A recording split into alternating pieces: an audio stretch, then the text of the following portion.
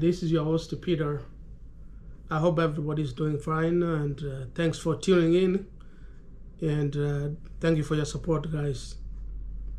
Today I wanted to throw another video out there, and from what I've noticed for the few days, for those guys who are doing tracking for hire, there's a very big competition when it comes to bidding loads on the load board.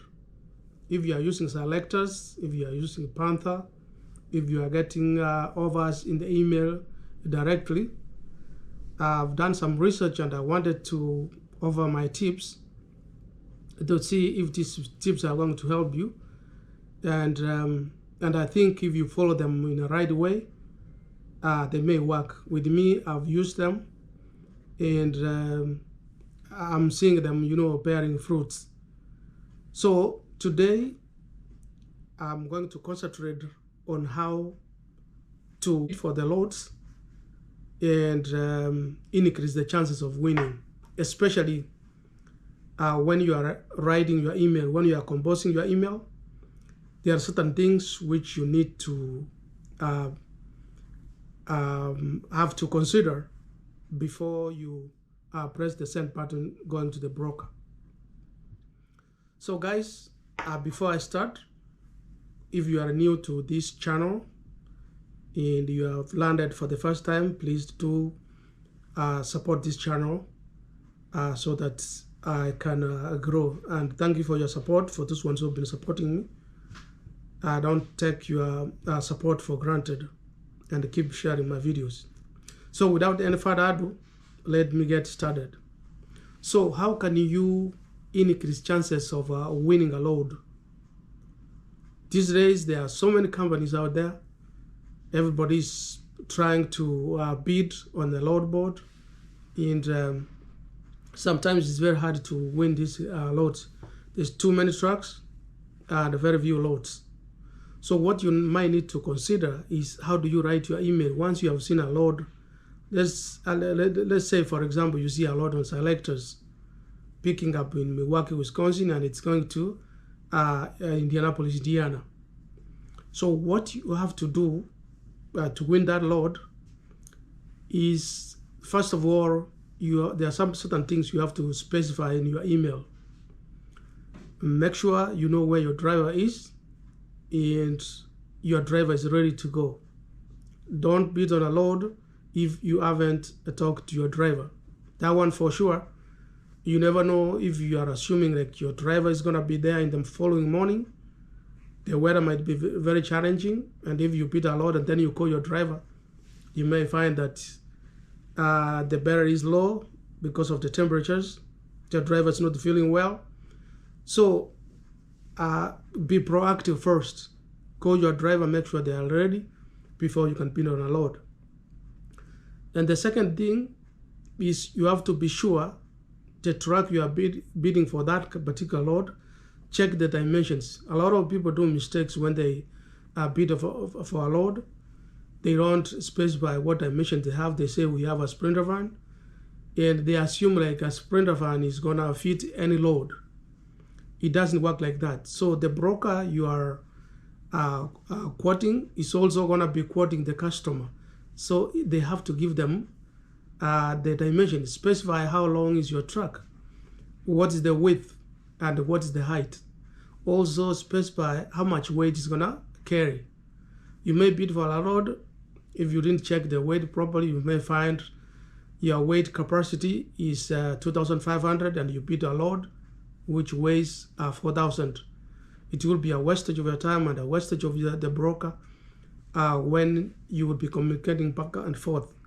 So that is very important, to check the dimensions to make sure you can handle that kind of capacity and dimensions. And look at the post carefully. Study the post. Make sure the zip code where it's speaking from is the same zip code and location where your truck is. Calculate the distance from where you're picking up to the shipper. And look at the time, the posting time and the time the shipper closes. If you are not able to make it on time, you will end up wasting your fuel, and the broker might deny or refuse to pay you dry run charges. So you have to be very careful as a dispatch and make sure that you don't waste your time. Otherwise, you will be wasting your time bidding the whole day and don't get on a load. So time is very important, and distance from where you're bidding to the shipper. And the second thing, you have to know what's the transit time when you are picked your load. In your email, include the transit time. Even if the broker doesn't ask, tell them when you bid the load, you're gonna take, for example, 4 hours from the pickup to the delivery. Tell them probably with the fuel on the way, stopping for fuel and everything, is gonna be probably 11 hours. They understand so long as you mention it in your email bid. And always bid for loads which are very close. For example, I would say a radius of 20 miles, than bidding a load which is 100 miles, 90 miles, or 80 miles. If the broker sees your email and sees like your truck is 20 miles out, you are likely to win that load than somebody who's 90 miles out. And when you are bidding, the trick of bidding to these loads, if a load, with me, the way I usually bid, I don't bid like 500, the whole number. So what you do is, if you see a load and the mileage, if you can bid like 495, 995 instead of putting 1,000, because when the broker is looking at that, he looks at 1,000 and he thinks 1,000 is very, very, very, very high. If you do like 80, 85, 995, or 795, there is a tendency, like, there's a behavior. People think like when you don't bid around the figure, that price or that rate is fair than around figure. So this kind of bidding, you have to be a little bit smart to challenge those brokers too. And even $5 makes a very big difference than doing. So if you haven't tried it and you are looking at these videos, you are a tracker or you are a dispatch, go and try when you are bidding, bid like an odd number. If you are bidding for 400, say 395 or 385, and see what happens. And let me know below this video in the comment section how it works. And brokers like when you tell them like you are empty, you are ready to roll.